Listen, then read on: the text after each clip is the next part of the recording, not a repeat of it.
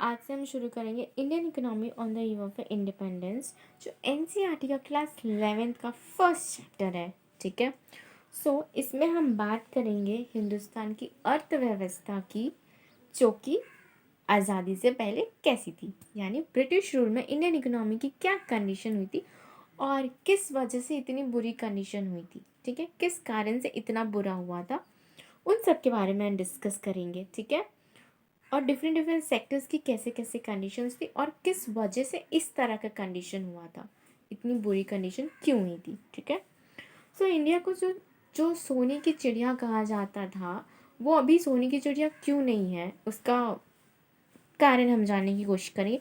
Mostly हमने Britishers के period में ही हमने मोस्टली इंडिया बुरी तरह से हर सेक्टर में पीछे रह गया, उसके कारण जानेंगे और उसके बारे में बात करेंगे। उससे पहले हम ये जानेंगे कि इंडियन इकोनॉमी बिफोर ब्रिटिशर्स कैसा था।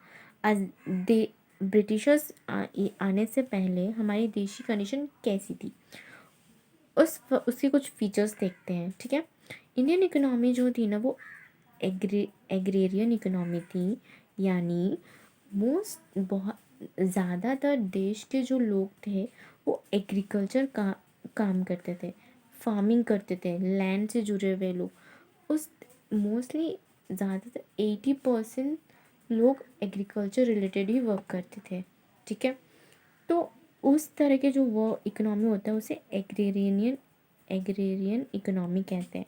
ठीक है। तो इसमें एग्रीकल्चर वर्क मोस्ट पॉपुले ज़्यादा पॉपुलेशन एग्रीकल्चर काम करती है, एग्रीकल्चर रिलेटेड या एग्रीकल्चर काम करती है। ठीक है। वो एग्रेरियन इकोनॉमी है। तो हम लोग उस वक्त क्या प्रोड्यूस करते हैं, राइस, वीट और स्पाइसेस, कॉटन, सिल्क, इस तरह की चीज़ें हम प्रोड्यूस करते थे, मोस्टली फॉर सेल्फ कंजप्शन। ठीक है। कमर्शियल टू सेल, हमें बेचने के लिए हम ज़्यादा कुछ प्रोड्यूस नहीं करते थे, क्योंकि most of the 80% of the people क्या थे, एग्रीकल्चर ही काम करते थे ना, वो लोग फार्मिंग ही करते थे। सबके पास मोस्टली सब कुछ होता ही था, ऐसा नहीं कि किसी के पास कोई कमी थी। इनफैक्ट मेरी नानी बताती है कि उस वक्त ना दूध हुआ या वेजिटेबल्स या फ्रूट्स कुछ भी अगर उगाए, मतलब कुछ भी वो फार्मिंग करते ना, एक दूसरे को बांटते थे। ठीक है। दूध भी अगर बहुत ज़्यादा हो गया तो वो एक दूसरे को बांट दिया करते थे, बेचा नहीं करते थे। ठीक है।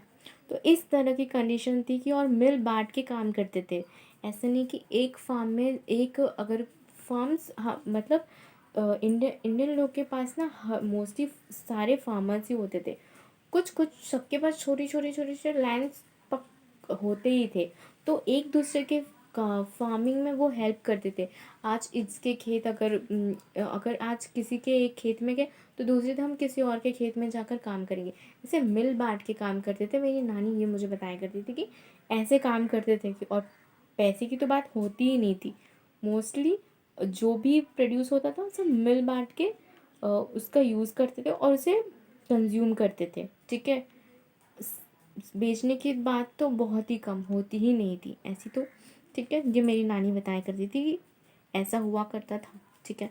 तो अब मैन्युफैक्चरिंग सेक्टर की बात करते। तो ये मैन्युफैक्चरिंग सेक्टर तो हमारा जो था ना, वो लेबर इंटेंसिव गुड्स प्रोड्यूस करता था।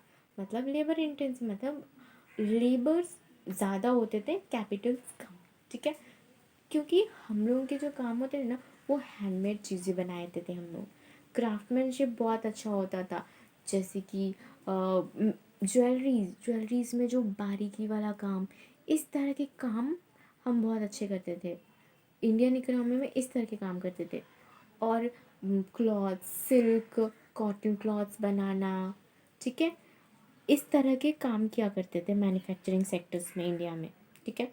उसकी वजह से क्या हुआ कि क्राफ्टमैनशिप और क्वालिटी अच्छी होने के कारण क्या कहते हैं, इनकी जो क्या कहते हैं, फॉरेन कंट्रीज़ में भी लोग उस क्लॉथ, उस क्या कहते हैं, उस हैंडमेड चीज़ को पसंद करने लगे। लेकिन यही तो डिफरेंस होता है मशीन मेकिंग और हैंडमेड चीज़ें। हैंडमेड चीज़ें बनने में टाइम लगती है और वो जो बारीकी से बनती है ना, वो मशीन मेकिंग में नहीं होती है, वो हैंडमेड चीज़ों में ही होती है। इसलिए हैंडमेड चीज़ें ज़्यादा कॉस्टली होती है और इसे बनाने में टाइम भी बहुत ज़्यादा लगता है। क्योंकि हमारे जो इंडियन इंडियन जो क्राफ्टमैनशिप है वो बहुत अच्छी थी, और वो लोग उनका स्किल बहुत अच्छा था, तो वो लोग बनाने में बहुत माहिर थे। इस वजह से कि बाहर फॉरेन कंट्रीज़ में उसकी डिमांड बहुत ज़्यादा होती थी, अच्छी खासी होती थी।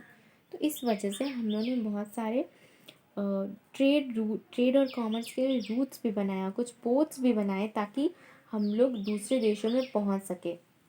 ब्रिटिशर्स के आने से पहले भी हमारे पास हम साउथ ईस्ट एशिया के कुछ रूट्स थे हमारे पास, ईस्ट मिडिल ईस्ट के भी और अफ्रीका के भी रूट्स, वहाँ तक जाने का रास्ता था हमारे पास, क्योंकि हम उन सबको अपने मैन्युफैक्चरिंग थिंग्स उनको बेचा करते थे। ठीक है, तो हम लोग किसी भी कंट्री पे डिपेंड नहीं थे, हम लोग इंडिपेंडेंट थे। इंडिपेंडेंट इकोनॉमी हमारी इंडिपेंडेंट थी। हमें कोई भी कंट्री से हम मोस्टली इंपोर्ट नहीं करते थे, एक्सपोर्ट करते थे, हम लोगों को एक्सपोर्ट करते। इस तरह का इकोनॉमी था, और किसी पे कोई डिपेंडेंसी नहीं है।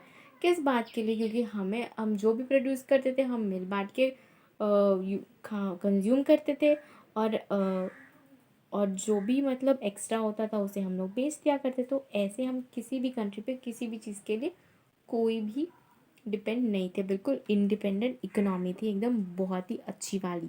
ठीक है, हाँ। तो अब ओरिजिन होता है 1757 में बैटल ऑफ प्लासी से नवाब और ब्रिटिशर्स के बीच लड़ाई होती है। इस इसके वजह से इसके इसमें यही ओरिजिन होता है। ईस्ट इंडिया कंपनी इंडिया में इसी बैटल के बाद आती है, और इस बैटल में ब्रिटिशर्स जीत जाते हैं बंगाल नवाब से। इस कारण ब्रिटिशर्स इंडिया में अपना ईस्ट इंडियन कंपनी एस्टेब्लिश करने में कामयाब हो जाते हैं, और उन्होंने हमें 200 ईयर्स रूल किया, 200 साल तक हमें बर्बाद किया। ठीक है, उसके बाद हमने फिर बहुत लड़ाई की, 1947 में फिर हमें आज़ादी मिल गई। ठीक है, आई होप आपको समझ आया होगा। Thank you so much. Next part next video में बनाऊंगी।